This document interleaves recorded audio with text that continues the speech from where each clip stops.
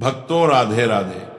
आपने कभी ध्यान दिया होगा कि कुछ घरों में अचानक कबूतर आकर एक शांत सा कोना ढूंढ लेते हैं, वहां थोड़ा सा तिनके जमा करके घोंसला बनाते हैं और फिर दो छोटे छोटे अंडे रख देते हैं। कई लोग इसे बस एक आम बात समझकर छोड़ देते हैं, लेकिन क्या आपने कभी ठहर कर सोचा है कि ये छोटा सा काम घर के वातावरण पर कैसा असर डालता है?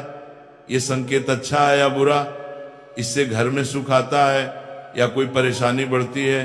ये सिर्फ एक पक्षी की आदत है या इसमें कोई बड़ा रहस्य छुपा हुआ है? आज की इस कथा में हम यही समझेंगे। आखिर जब घर में कबूतर अंडे दे जाए तो वास्तव में क्या बदलाव आते हैं? लेकिन जवाब सीधा बताना आसान होता है, समझना मुश्किल। इसलिए हम इसे कहानी के रूप में जानेंगे ताकि हर व्यक्ति चाहे पढ़ा लिखा हो या ना हो, इस बात को दिल से समझ सके। कई लोग कहते हैं कि कबूतर अंडे दे जाए तो बहुत शुभ होता है, घर में शांति आती है। कुछ कहते हैं कि यह अशुभ है, यह समस्या का संकेत है। कुछ लोग मानते हैं कि कबूतर शांति और प्रेम का प्रतीक है, इसलिए उसका घर में अंडे देना घर की ऊर्जा के ठीक होने का इशारा है। वहीं दूसरी तरफ कुछ लोग चिंतित हो जाते हैं और कहते हैं कहीं ये हम पर कोई बोझ तो नहीं डाल गया। आपने भी देखा होगा, कबूतर जहां अंडे देता है वहां रोज जाता है, बैठता है और अपने अंडों की रक्षा करता है। फिर कुछ दिनों बाद उन अंडों से दो छोटे से बच्चे निकल आते हैं।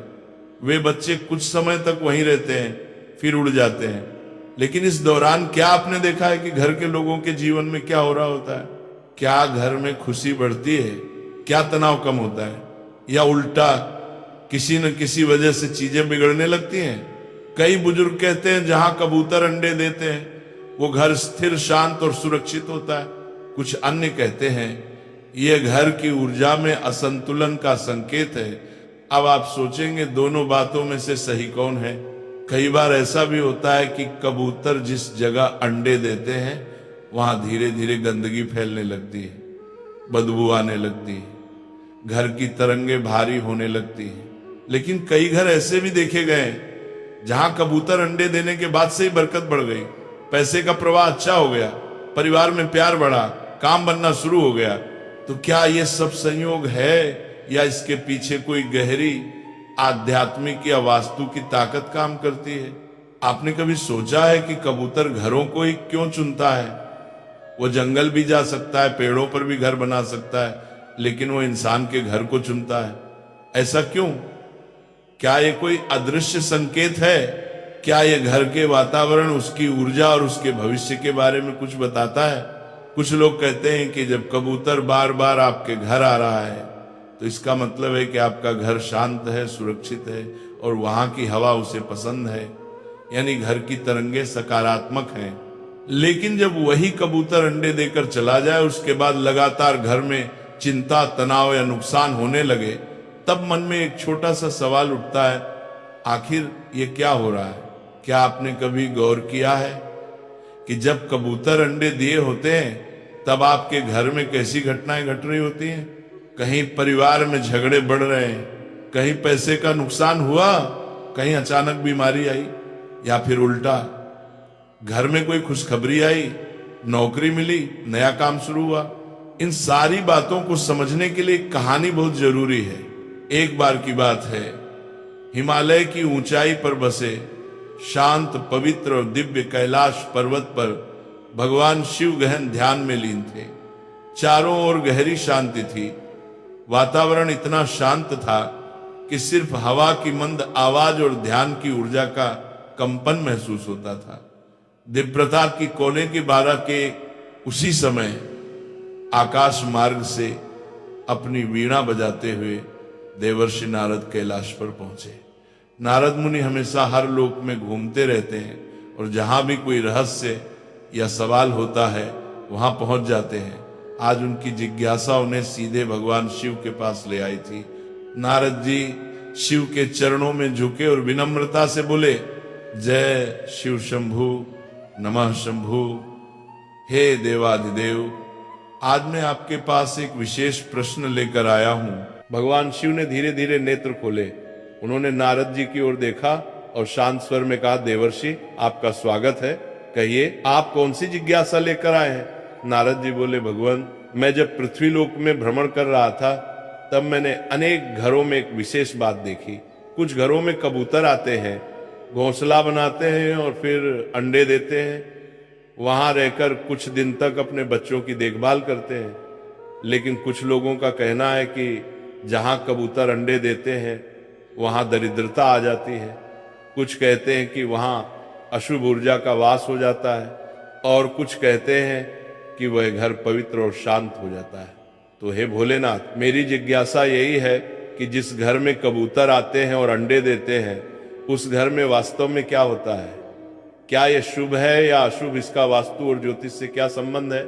भगवान शिव मुस्कुराए और बोले, नारद आपने आज संपूर्ण मानव जाति के लिए एक अत्यंत महत्वपूर्ण प्रश्न किया है। यह प्रश्न केवल पक्षियों से जुड़ा नहीं है, बल्कि यह उस घर की ऊर्जा, उसकी गति और उसमें रहने वाले लोगों के जीवन पर गहरा असर डालता है।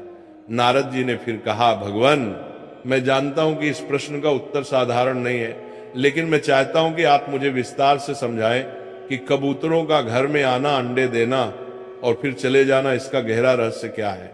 क्या इसका सीधा संबंध हमारे कर्मों से है या हमारे घर की स्थिति से? क्या ये आने वाली घटनाओं का संकेत देता है? क्या ये चेतावनी है या वरदान? भगवान शिव थोड़े गंभीर हो गए और बोले, देवर्षि इसका उत्तर मैं आपको सीधे शब्दों में नहीं दूंगा, क्योंकि ये केवल एक पक्षी के आने जाने की बात नहीं है। इसके पीछे जीवन के कई संकेत छुपे हुए हैं जो हर गृहस्थ के जीवन को प्रभावित करते हैं। मैं आपको एक कथा के माध्यम से इस प्रश्न का उत्तर दूंगा, क्योंकि बिना कथा के इसका भाव और गहराई समझना कठिन होगा। लेकिन उससे पहले मैं आपको कुछ बातें समझाना चाहता हूं। नारद जी ध्यानपूर्वक भगवान शिव की ओर देख रहे थे। भगवान शिव आगे बोले, देवर्षि जब कोई पक्षी, विशेष रूप से कबूतर, किसी घर में आता है और अंडे देता है तो वो उस स्थान की ऊर्जा को महसूस करके ही वहां ठहरता है। ये कोई संयोग नहीं होता। घर की दिशा, उसमें बहने वाली हवा, वहां की नमी, ध्वनि और कंपन, ये सब किसी जीव को आकर्षित करते हैं, और जब वह जीव वहां अंडे देता है तो वो उस ऊर्जा के साथ जुड़ जाता है। डरने की नहीं, समझने की जरूरत है। कबूतर बुरा नहीं होता, उसका अंडा देना भी बुरा नहीं होता, लेकिन अगर तुम्हारे घर में पहले से कोई परेशानी है तो वो बढ़कर सामने आ सकती है।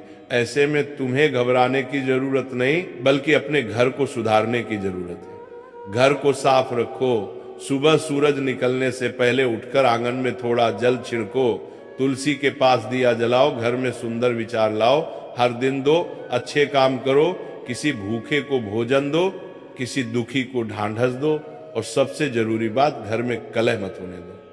जब तुम अपने घर की ऊर्जा को सकारात्मक बना लोगे तो फिर कोई भी पक्षी, कोई भी संकेत तुम्हें नुकसान नहीं पहुंचा सकता, बल्कि वो तुम्हारे लिए आशीर्वाद बन जाएगा।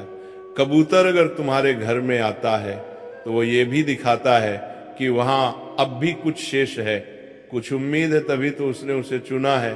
तो बेटा, आप अपने मन से डर निकाल दो, जो घर जाओ और सबसे पहले अपने मन को शांत करो। अपने घर की दीवारों को नहीं, अपने मन की दीवारों को साफ करो, फिर देखना वही कबूतर तुम्हारे जीवन में शांति और समझदारी का प्रतीक बन जाएगा। रघुनाथ की आंखों में आंसू थे, उसने संत जी के चरणों में सिर रख दिया, उसका मन जैसे हल्का हो गया हो। उसे अब डर नहीं लग रहा था, बल्कि उसके अंदर कुछ बदल रहा था, सोचने का तरीका, समझने का तरीका। वो बोला, महाराज आपने मेरी आंखें खोल दी। मैं अब घर लौटकर पहले अपने अंदर का डर हटाऊंगा और फिर अपने घर को साफ और शांत बनाऊंगा। संत जी ने मुस्कुराकर आशीर्वाद दिया और कहा, जाओ बेटा, अपने जीवन को समझो और संवारो, यही सच्चा उपाय है। भगवान शिव कथा समाप्त करते हुए नारद जी की ओर देखते हैं और मुस्कुरा कर कहते हैं, नारद जी अब मैं उम्मीद करता हूं कि तुम्हारे सभी प्रश्नों का उत्तर मिल गया होगा। अब तुम्हारे मन में कोई संशय नहीं बचा होगा।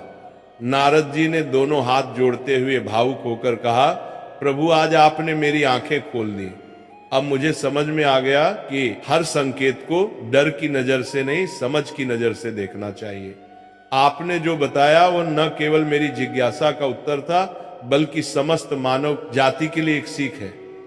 अब ये ज्ञान मैं पूरी दुनिया तक पहुंचाऊंगा। अगर आपके घर में कभी कबूतर आकर अंडे दे तो घबराइए मत, डरिए मत, ये मत सोचिए कि अब आपके जीवन में दरिद्रता आ जाएगी या बुरा समय आएगा। सच्चाई यह है कि कबूतर अंडा देना कोई अभिशाप नहीं होता।